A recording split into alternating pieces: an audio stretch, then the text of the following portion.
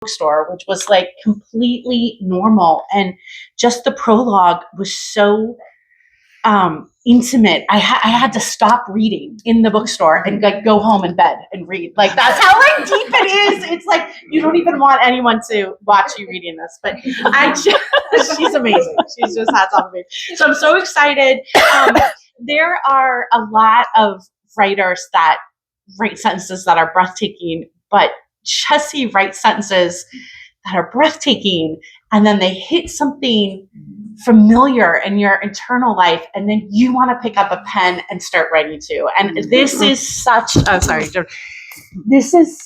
community book. Like it is all about Buchanan and Wesleyan and Appalachia and all the experiences that so many of us have with friendships and family members and neighbors and feeling foolish and vulnerable. It's really, really great. I wanted to just take 1 second to share something I thought was so beautiful. Okay, so this is kind of like, this is page 21 from her blessings. And she takes the pattern, a lot of spirituality of the Bible, but then she makes it individual. And my husband's doing his PhD, and we're on this big theory about art being universal and then individual and then, coming back. But I just want to share this for you. May the Lord bless you and keep you. The Lord's face shine upon you. And may you braid back the hair of a girl who asks you to. And may your lips brush other lips in an almost kiss. And when the chickens are gone, may you sow the coop in arugula. And may the fog and mountain roads thread through your apocalyptic dreams. And in the cornbread and beans round your belly, may you always give away the thing you love most, like the dollar store bracelet or a picture of the sea. And may there be a fresh basil smell you can lie down in under the Japanese lanterns. And may the wild bergamots grow right outside your door. And may you always hear the lambs call out to you on your way home. And may you move on from the round off back handspring to another routine. And maybe with your baton in the street, twirling and tossing it higher and higher each time receiving it back as a gift. And a gift, and a gift. And Jessie is our gift, and we're so grateful that she's here. Thank you. We're all on a faith cream farm together. Wow. Thank you. That was really moving. I mean, the idea that you can walk away from this book and want to write something really means a lot to me. And your students are very lucky who got to work with you. I just want to give a round of applause to Abigail and John, who really made this kind of oasis in Buchanan. And I only regret I moved before it took off. And I'm glad to be here. I'm going to read one of the essays a little later in the book. I do a lot of kind of play with the Bible in this book, and I have great respect and love for the biblical text, which means I take a lot of liberties with it, because I feel like it's an elastic text. I feel like it's a big bowl that can hold a lot of challenge and of dreaming yourself into it. So I'm going to read an essay about Ruth, and she's, I don't really have to give don't worry if you're not a Bible reader, I don't really have to give an intro, because I kind of retell her tale in the body of the essay. But there are 2 epigraphs that I do want to share. And the essay is called When I Dream Us Into the Book of Ruth. So the first one comes from Ruth chapter 3. So she lay at his feet, him being Boaz in this story, which you'll meet in this essay. She lay at his feet until the morning, but arose before one could recognize another. And he said, "Let it not be known that the woman came to the threshing floor." And he said, "Bring the garment you are wearing and hold it out." So she held it, and he measured out 6 measures of barley and put it on her. Then she went into the city. And then there's a woman that I've read a lot named Aviva Gottlieb Zornberg, who's a really wonderful teacher about Midrash and the Jewish tradition of interpreting the biblical text. through often imagining story into the gaps of that very skeletal text. It's much more complicated and full of history than that. But this comes from her book, The Murmuring Deep, which I really recommend if you're interested in the biblical unconscious, which is her subtitle. And her line is just about Ruth, and it says, she has drawn out of him, meaning Boaz again, with gentle force, a possibility of larger life. I dream the movement of light across her belly free of dress. I dream her prize cache of cast-off things. I dream her bowing down into the goodness of down, where the murmur of her is a kind openness. I dream her first, though, further back, Ruth the Moabite as a young girl in a summer game of kick the can, sensing in the night, I think she could, all that would come. Sensing even then the ways we would all misunderstand abundance. In the unfolding game at dark, all the child bodies hide except the one body looking. The hum of looking falls everywhere in high grasses, eyes tracing each bulge by a tree or shed wall, so to call out a name of the scene for capture. The Maxwell House can, empty of coffee and empty of nails and bolts and tobacco juice, is overturned to hood the grubs in the middle of the yard. All are waiting for one of the hiding bodies, one who is not yet seen or named, to come running and kick the can like a metal bell, yelling, "Ollie, ollie, oxen free," setting loose the captives. Ruth is so good at hiding in the barn shadows, untouched by the moon spilling in between slats. She is frozen among the residual straw bales, broken up by mouse and raccoon, her hair forward over her face. She does not want to be captured, for that will make her known. Nor does she want to be freed, for that will send her down the road unto the forces that will carve her out, like a bowl that will hold many things. I want to know her in the pause, as she solidifies a self. I want to take time believing her and believing in her as she holds her breath before the plunge into her life, before her time comes to choose the harder thing. I think she must have at one time resisted capture in a childhood game such as this. She holds her breath, raises her gaze, sees a tiny bit of bone from a skull of mouse in the crevice and pockets it. The coffee can clangs and flies. Someone sounds the call, and Ruth readies. She slips out of the barn shadow and into her story. Her story is thus. There is a drought in the land of the chosen Hebrew people, and the man, Elimelech, travels with his wife Naomi and their 2 sons to the fields of Moab, a foreign land. He dies. The sons seek wives among the foreigners. A young Ruth marries one of the hungry sons of the now widowed Naomi. Ruth dresses and undresses by the fire. She dresses and undresses her young husband by the fire with small hands shaking. Ruth is so filled up she cannot sleep beside his body because of the overwhelm, because of the wonder of his breathing. And this, we think, this beginning promises abundance. Another Moabite woman, Orpah, marries Naomi's other son. Both sons die. There is a swell of widow heat, a persistent heat, like that of desert sandstone at night, still radiating old sun into the belly of the lizard and of the snake, of the small bear where the fur does not coat. The women are hot in mourning.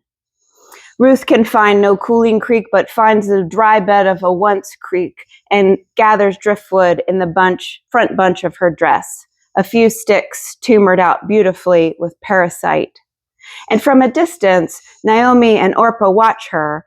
They see her as a drawing, the twigs like chaotic ticks of charcoal. Ruth is out there gathering up a decision. She returns to the tent with her sticks. The 3 of them stand in the hot wind. Naomi says to them both, "There is nothing for you here. Go back to your people. Maybe you will make a life." Orpah kisses her mother-in-law's face. And this story always really gets me. She kisses her mother-in-law's face and agrees she flees for a future. Ruth is filled with a great stillness. She looks to the left toward Orpah's wake, where the dust drifts in the air. She looks to the right, where Naomi's just-kissed face is a used-up wash rag. Ruth sets down her driftwood in an altar-like stack and says, I'm already making a life. And she clings to Naomi like odor to a corpse, like a fool. And she sloughs the known for the unknown. She accepts with this choice the hopeless, bitter root end of widows. Out of Moab, they return to Naomi's Hebrew homeland, where the Moabite is the despised other, the cursed stranger. It is a new kind of lonely in the unpainted tent. The famine is over and there's a harvest, but the widows are hungry. In the morning, Ruth rises from her floor mat and washes her face, which is now less young, but still young, and goes out from their nothing tent to glean on the periphery of the barley fields, to gather the leftover stalks to bake into loaves that will keep them from starving. A stray dog follows her 3 paces back. She drops him a crust she brought and whispers a kindness. On her way out to the fields, if she sees a feather, she plucks it up. If a medicine bottle with a narrow, graceful neck, if any left behind thing from the duff and moss, a little G.I. Joe plastic figurine taking aim, she gathers it into her dress. She studies the small bottle and loves it and uncakes the mud from it. She begins to believe in generosity, and in response to that belief, the earth yields up its gifts. One step, toward a life emptied of recognizable promise. Here, a river stone with flecks of mica. Here, a watch face with no band, which she will string for Naomi as a pendant. Arriving at the barley fields and the stooping for the leftover grain and full head, she is as far from triumph as one might run. Except she is carved out like a bowl to hold all the gathered things. Except she is so full of desire, holding it all bundled in her dress with the sheaves and stalks and bottles and berries and rogue apples. Except she lays bold claim, yet is ungrasping as a field lily. Except she is the fire lit, ready. Can we see by way of her? Can we dress and undress, keep warm before her? It is the field of Boaz where she gleans at the edges. From the granary, Boaz spies her distant, stooping form. From the leftover barley stalks she carries, look to him like charcoal scribbles against the pale blue paper of her bunched dress. He asks someone about her. He fumbles with his hands. His hair has gone gray, and also his skin. He is not young. He asks who is the gleaner there, and hears of her extraordinary kindness to the widow Naomi. At lunch, when the laborers congregate, he bashfully gives Ruth parched corn, of which, after she has had her fill, there are leftovers. And he whispers to one of the men, leave out some of the good sheaves for her to gather. Naomi learns of his interest. Ruth, she says, perfume your skin, put on a nice dress, go tonight where he beds on the threshing floor. He is your chance. And Ruth goes, she follows the ridge down as if the idea were hers, collecting along the way a little chestnut oak acorn with its too big cap, a pair of worthless stones, a strip of tinsel. Where he sleeps on his side with knees drawn up, she lies down, as the harlots do on harvest nights, and uncovers his feet and sleeps there next to him. She remembers something, that uncovering, that undressing of lobe and limb before the fire, the bowl of her body holding memory. At midnight he wakes, this hem of coat lifted so his leg flesh shivers. He raises his face, which is lined where burlap has been pressed, a burlap sack for a pillow, a grizzle of hair, a gray mouth open. Who are you? I am Ruth, she says in the darkness, and there were things I did not think were possible again. She says, you will spread your robe over me, your wing. She declares it so, a bold, quiet declaration. His hands fiddle with the burlap pillow. Sleep here, he says. Their first night with the smell of grain and her lavender scent, they sleep till dawn. She rises before one can recognize another. In the dawn's dark, she is a stranger. Neither is he recognizable. She has made him a stranger too, wondrous to himself. She has awakened mystery in him, and it unfurls in his chest. It's a kind of enlargement. He thinks but does not say, "Come press your hand to my head, your lips to my ear." What he says is, "Bring the garment you are wearing and hold it out." She does, and he feels it, and they part as gauzy, marvelous strangers. He loves in the way a man older rather than younger loves, which is to say, he bundles up 6 measures of barley into the front of her dress. And she loves the way a widow loves, which is to say, her emptiness is only a readiness, which is to say, in time, she will place his shy hands on her belly free of dress. This is one summer of events, Ruth heading, driven as a mare down the ridge, dressed and perfumed to the granary floor. Peer into an evening of the life they will live together, the small windows all open. She is fully herself and awake, not knowing this was possible, taking him in with an active creation of space inside her, as if setting an inner table, a fluttering of tablecloth with camellias printed on it, a cloth napkin folded in the shape of a rose around a small fruit on its stem.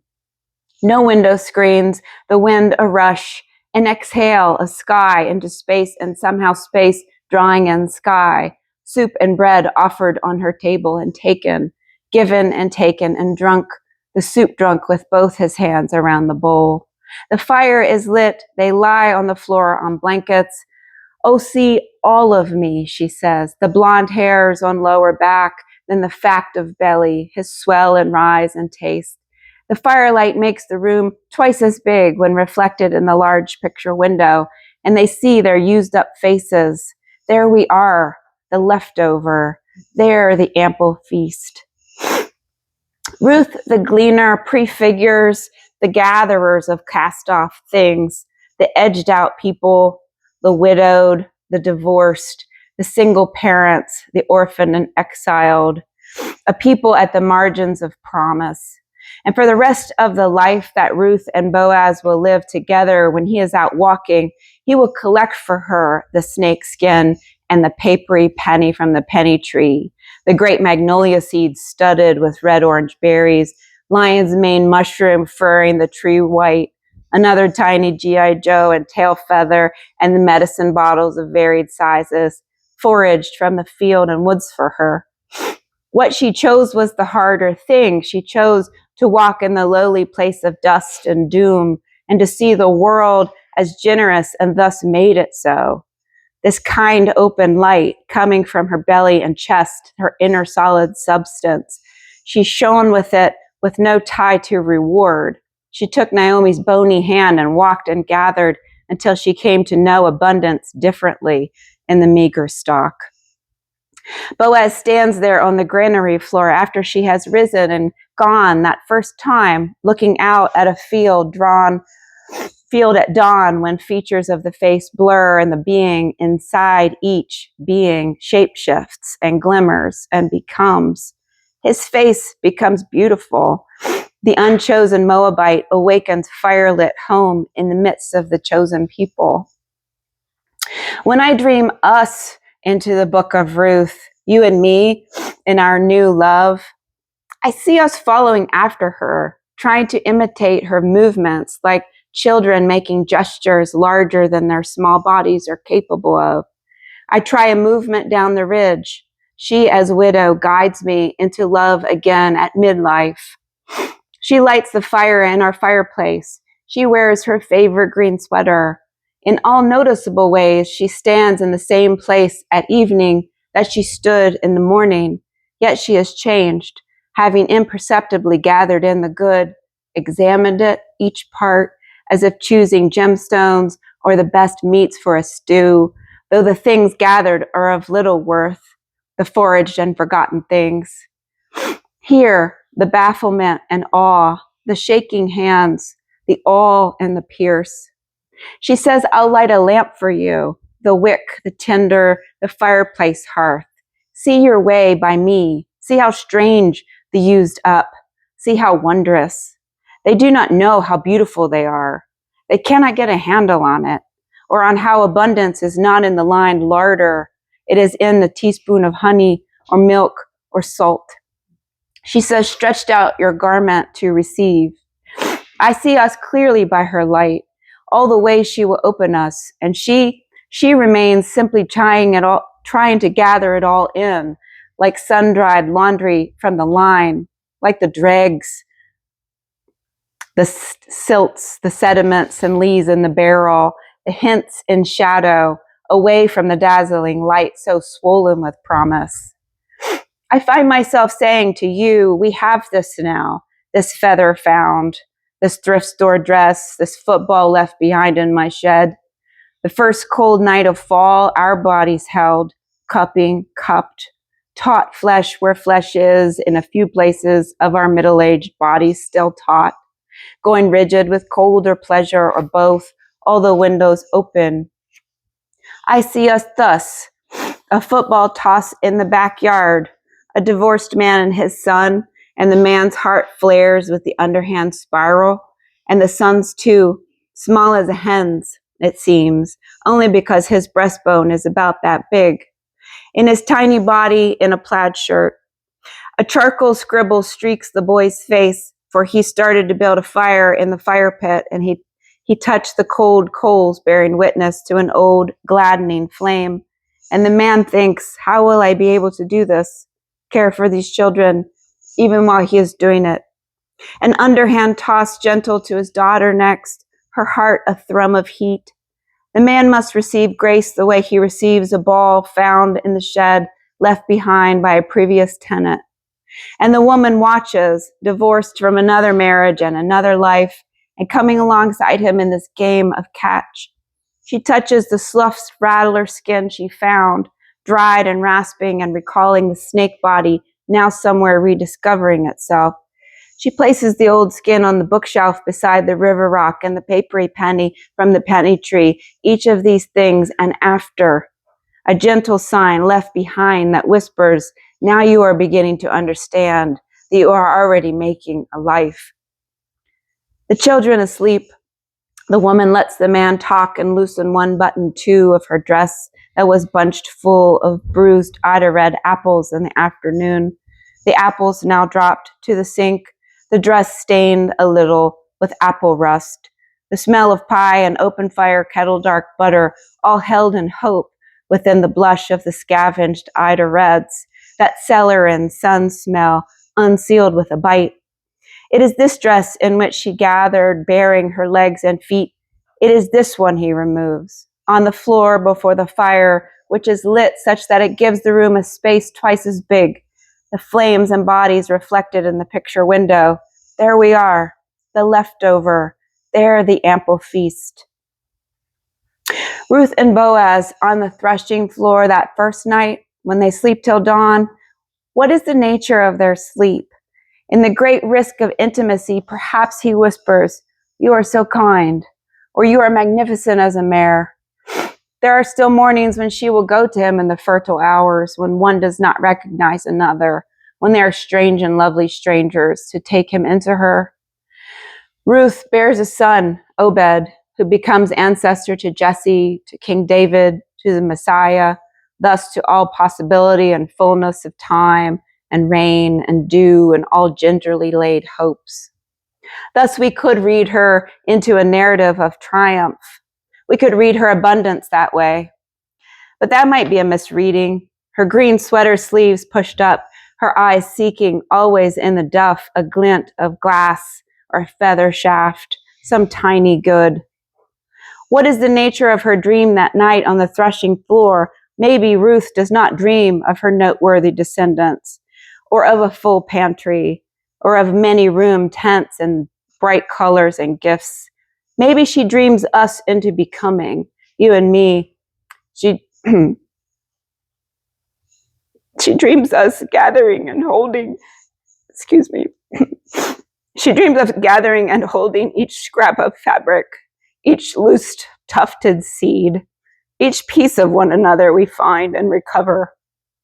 She dreams that we may apprehend in hints and murmurs the bounty that will never tally.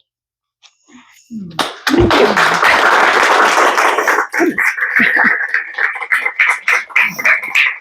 Yes.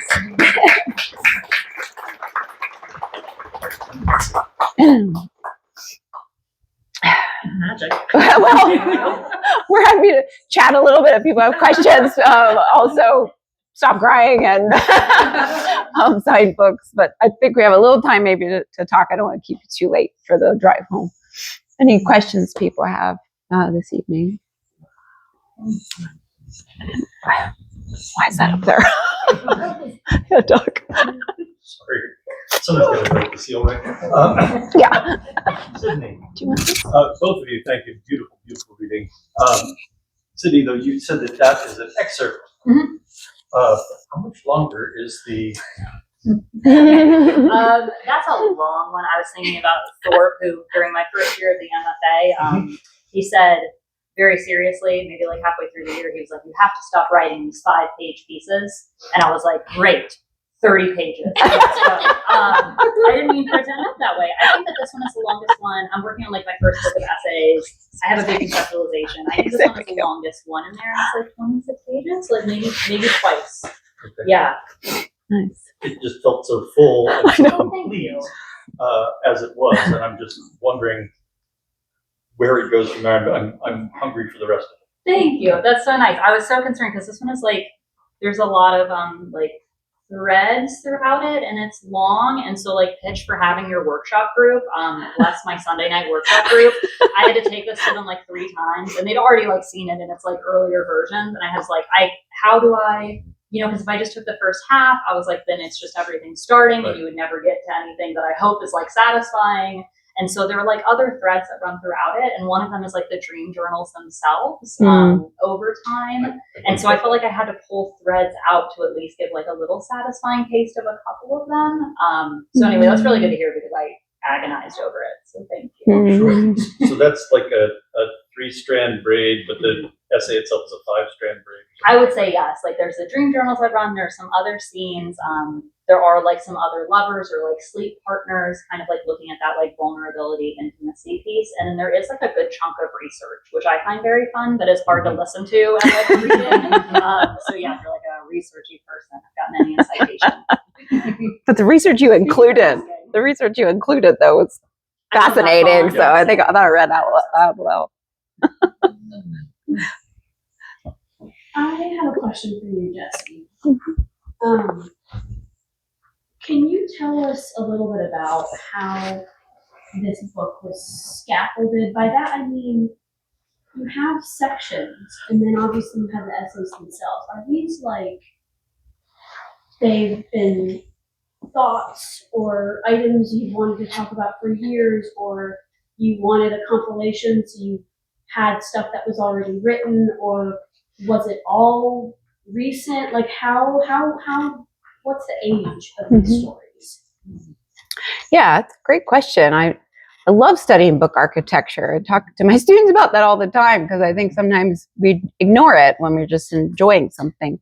I think this is my second essay collection. My first one uses a sort of portrait format as a structuring mechanism, and is a lot of it's focused on different portraits, some historical, but a lot of from my home community in the Western Settlement in Preston County, West Virginia.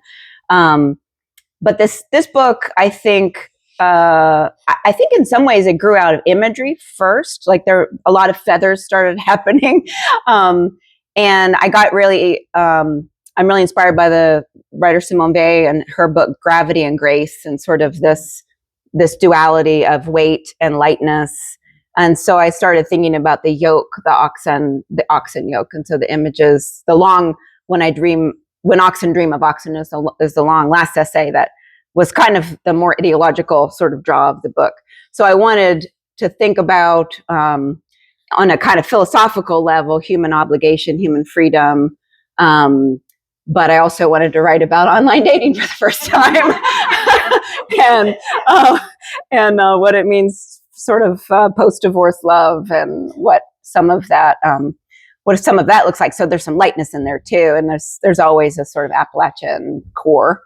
So I would say like those images drove the work, and at the end of my last book, I started playing with characters from the Bible, and so this one I sort of just took the gloves off and went for all kinds of biblical narratives that felt like had some sort of registering with contemporary experience in some way, whether it held contemporary story or I just simply wanted to reimagine a story I'd always loved or to challenge it.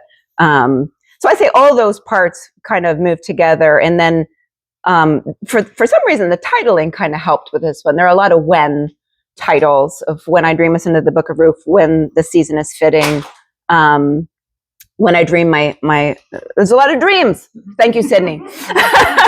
I was writing not so much my dreams, but that conceit of dreaming seemed helpful to dream into myth, and likewise to have myth dream into your own experience.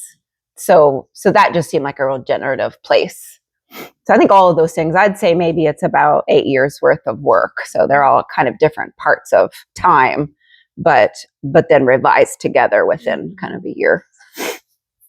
Yeah, Robert. This is kind of a craft question for both of you. I guess so. It's partly about research, but not how you conduct research, but what you do with the research. So my question for you is, how do you incorporate research into your writing so that it doesn't sound like a Wikipedia article? and for you, my question is, how do you incorporate whatever research you did to make the past feel present and alive? I love that. Yeah. You go first? You first? Me first? You can go first. I gotta think about it. Yeah, it's such a good question. I feel I have always been very self-conscious. Not that I have this critique in other people's work, maybe so much as it echoes in my own head of I am always very self-conscious of doing the essay thing that's right, here's the story of the day my grandfather died, and then you have the line break and it's the hot dog was invented in the year, right? I'm eternally afraid of doing that, so I think about that question a lot. I know that tweet. I was in my head I'm quoting somebody funnier than I don't know who it is. Share it with the crowd.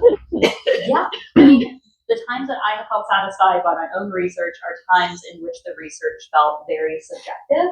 So in this essay, the moment that I started to think okay, the research is integral, it feels necessary as a thread and not something that I'm doing for myself, was the moment that I stumbled on that great phrase from that 1753 essay where he talks about those who have labored under it, with it being the nightmare. And that just unlocked something really critical for me. I was oh my gosh, I want to tell you what it is to labor under a nightmare. And so the rest of the essay does kind of examine the concept of labor, right? And what it means to be under in the nightmare. And so that's one very small example, but because that kind of created this refrain that could come up, in different places throughout the essay. I think it recurs 4 or 5 times, each time kind of bearing emphasis or etymology or exploration of a particular word.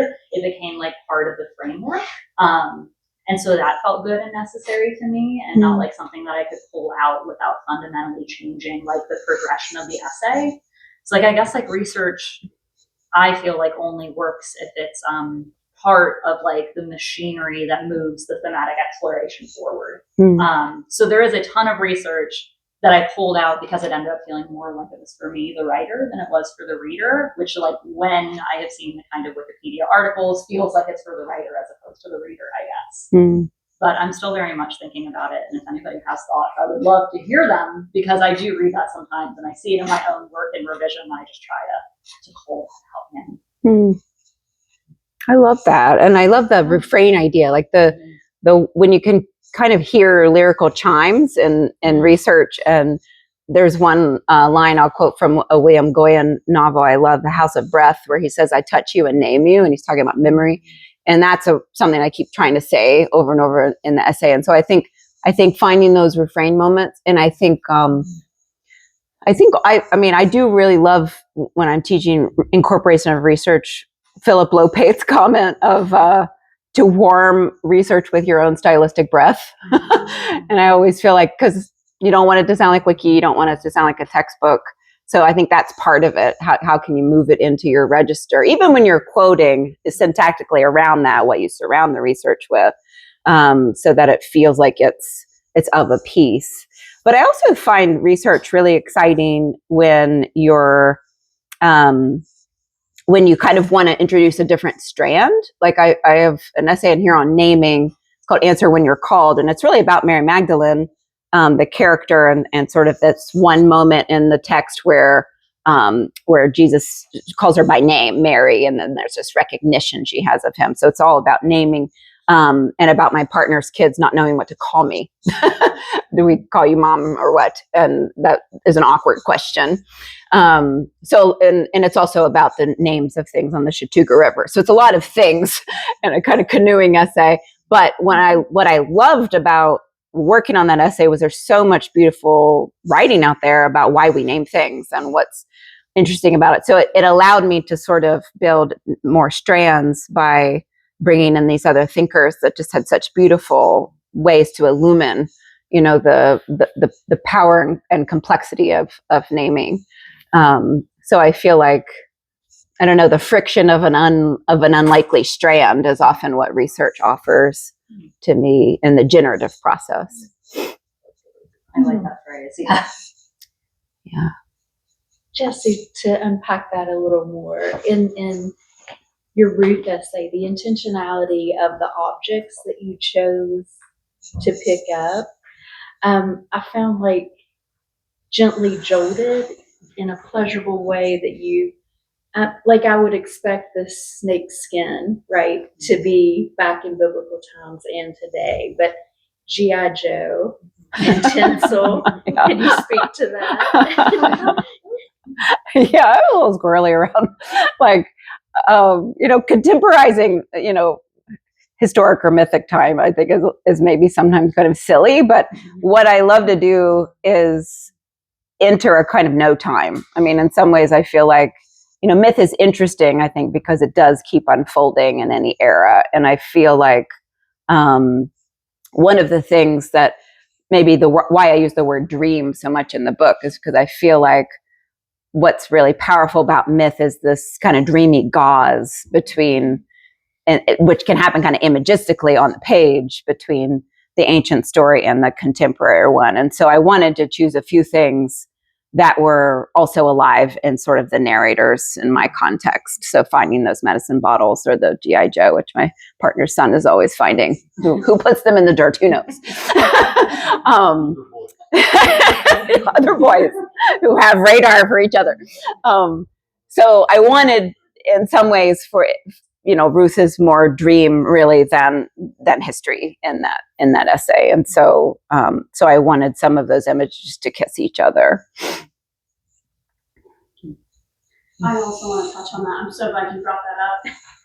I have a complicated relationship with this book because I have a flaw where if I know religion is part of the book, I won't read it. Yeah, some people can throw it out the window, and I will not hold it against you. It is.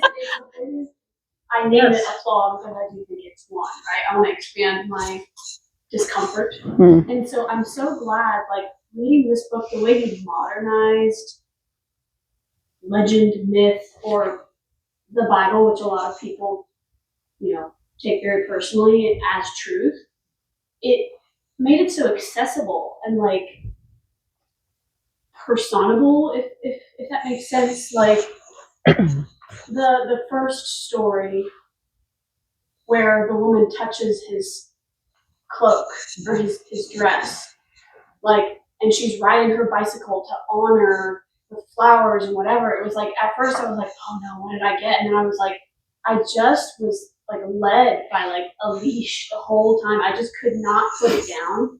And I just feel like at the end, my parents are religious. I was raised religious, and I slowly let it go for a variety of reasons. This book reminded me that, like, there are healthy, there's health that exists in religion. And it was like, at the end of this, I was like, this book reminds me why someone would want to believe in a God. And, like, I just think it's so accessible to people that are either atheist, agnostic, or fully religious of any kind. I just think it's such an amazing way to reach out to people that might not be of the same stock, which I think is a really valuable tool to have made. Maybe I shouldn't call it a tool, but just you mentioning the G.I. Joe and the tinsel, and then it was like that was your way of modernizing or offering something up to people that want to feel rooted in something that takes place in the now. And I just think that was like such an amazing way to take those stories that might seem old to some people and revitalize them completely. So yeah, thank you for that. Thanks, Simone. Yeah, I mean, I think one thing about, like, I told Dezenk when they took this book, I said, there's a whole lot of Jesus in here. So I love me some Jesus, but it's not maybe just that. And I'm not dismissing Jesus love. I'm just saying, you know, when I work with my students, I was like, all of us have formative stories. Like, I grew up with the Bible as much as my cousins. So these are people to me with flesh on them. And I think for some people, it's true of fairy tale or of Greek myth or other myths. I mean, I feel like, and I don't mean myths like unfalse things. I just mean these stories that just really hold our own stories and transpersonal stories. I think Daniel Gallium calls them. And I feel like, I don't know, I feel like there's some kind of way you can inscribe your understanding of yourself differently and understand those stories differently. I mean, I think I chose stories I wanted to understand better, to discover something new in. And I feel like it's kind of fresh material, so I think it can be kind of exciting. I'm kind of doing different things now, and I feel like maybe I got it out of my system, but you never know. Thorpe is always kind of like, Bible again. But, you know, be patient with it. I mean, I think he knows everyone has their, I'm always like, well, rivers again, because that's what you write about. Yeah, right. Well, I think we can keep talking all we want and sign books and just chat, but thank you so much for your time and being here. It's great to meet with you. It was really fun. How does this work? If they buy it up front or? Yeah, it's just slide up here. You can slide there. Okay. Thank you guys so much for getting these too. Our spine is I'm gonna jump on.